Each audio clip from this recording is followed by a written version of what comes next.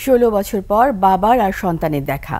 কেউ সন্তানকে রেখে গিয়েছিলেন মায়ের কোলে, আর কেউ 5 মাসের সন্তানকে রেখেছিলেন কারাগারের বন্দিশালায়। স্বজনদের সাথে ফের দেখার এই আনন্দ ঘন মুহূর্তের টুকরো টুকরো চিত্রগুলো দেখুন গাজীপুর প্রতিনিধি অপূর্ব রায়ের পাঠানো তথ্যচিত্রে। মেয়ে মরিয়মের বয়স তখন মাত্র 50 দিন। সেই থেকে বাবাকে কাছে পায়নি সে।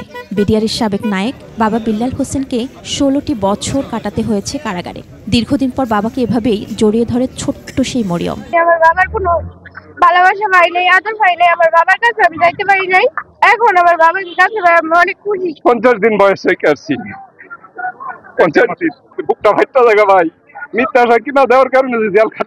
নেত্রকোনার বাসিন্দা বিডিআরের হাবিলদার সালাম।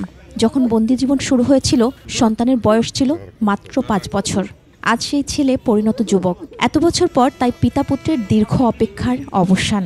আমার বাবা যখন জেলে ছিল তখন আমার বয়স 5-6 বছরের মধ্যে ছিল। বাবার শূন্যতা এটা আমি আসলে বলে বুঝাইতে পারবো না। বাবা যার নাই সে বুঝতে পারে, কিন্তু আমার বাবা আসলে থেকেও ছিল না।